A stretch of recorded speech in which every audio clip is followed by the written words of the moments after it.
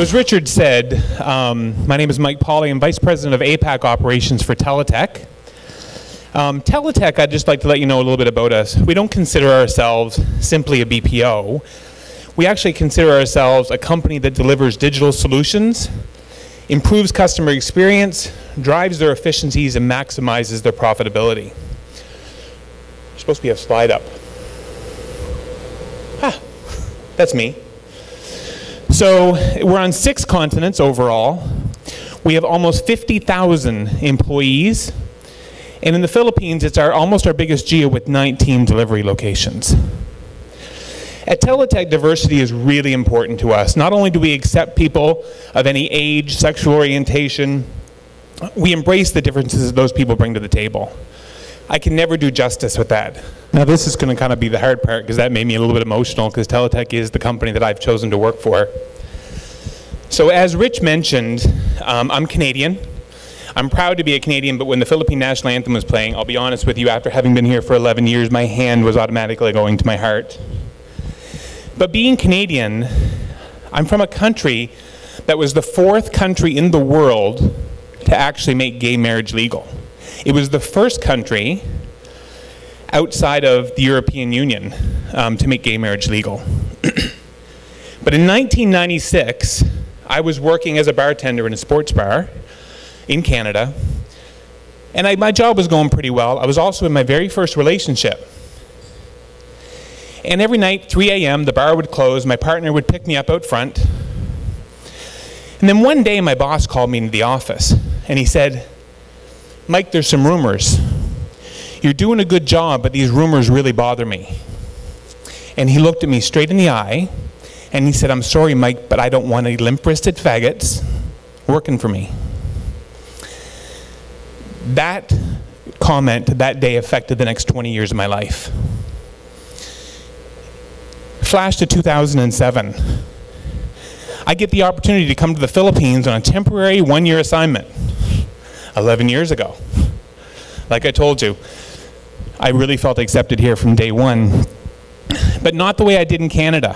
When I first came here, it seemed to me that gays were only accepted as comedians or on television, or they were the ones that made us laugh. I remember, and some of you may remember, the only place in this country that you could truly feel yourself was on the corner of Nakpil and Omarosa and Malate. And because we were so repressed, well, were so repressed back then and didn't have that venue, what a place that was on Friday and Saturday night.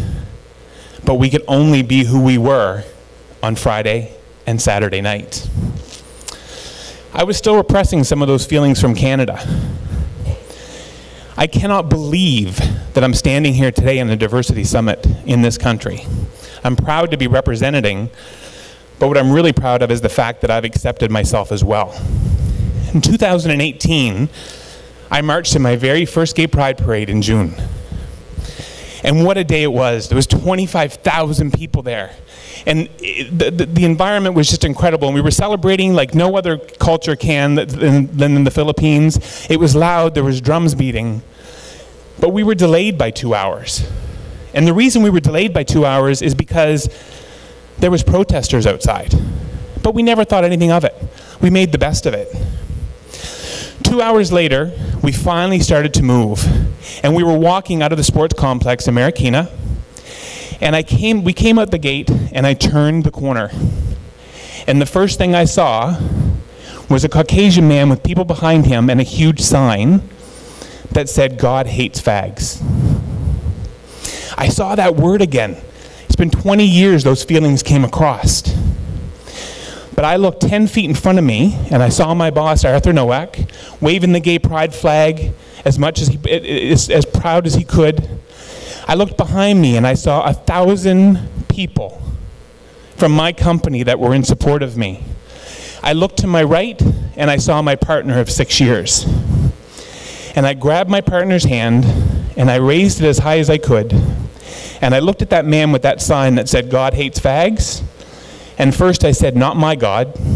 And then I said, "It's okay, I'm accepted." And it was the company I worked for, Teletech, that empowered me at 49 years old to finally feel accepted.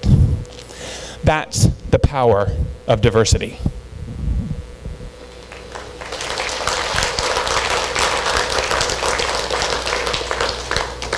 So at Teletech, not only do we have these events, but there's a lot of things that we do. We have same-sex benefits for your domestic partners. One of the few BPOs that actually started to do that, and I think there's more that's now following. We have health and wellness programs where every single one of our employees can get HIV testing. We have gender-neutral bathrooms, which I think is amazing. Every single one of our facilities has a gender-neutral bathroom, so everybody feels included. Of course, I just told the story. We did the Pride March this year, which was a big event. We not only did the Pride March to celebrate our diversity, but we also sponsored the Pride March. We do events all year long. You saw pictures of Arthur with the t-shirt. That was actually from our diversity fashion show at our year-end party. We invited people from all of our 19 sites to actually show their diversity with a fashion theme. We're in Flawless de Mayo, the BPO Queen, and our Freedom Run this year, where our employees actually donated their PTOs, was based on Pride. We talk about all these things that Teletech as a company actually does for the LGBTQ community, but what do we get in return?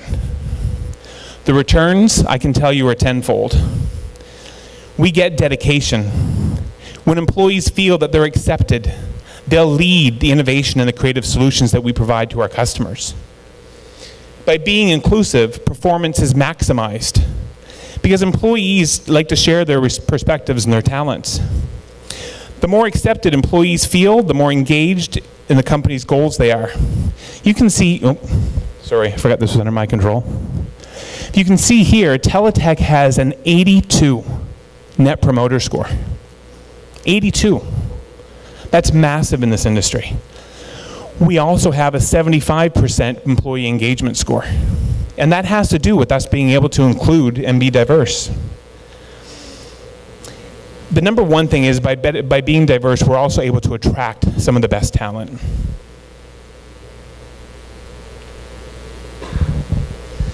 At the end of the day, we can sit here and talk about diversity and how we want to include everybody. But this is all down to one very, very basic need. It's a basic human need, and that's to be accepted. Accept everyone for who they are and encouraging them to be themselves is one thing, but it defines Teletech as a company, especially here in the Philippines. And we're proud of the diverse tapestry that truly defines our global family. In fact, we don't just accept and tolerate differences, we celebrate them every single day. We believe doing so connects us and makes us more human, and it makes us who we are.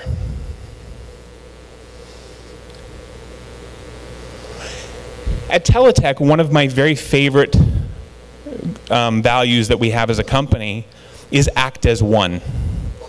And that's exactly why we're here today. We're just one of many speakers and many companies that are here today.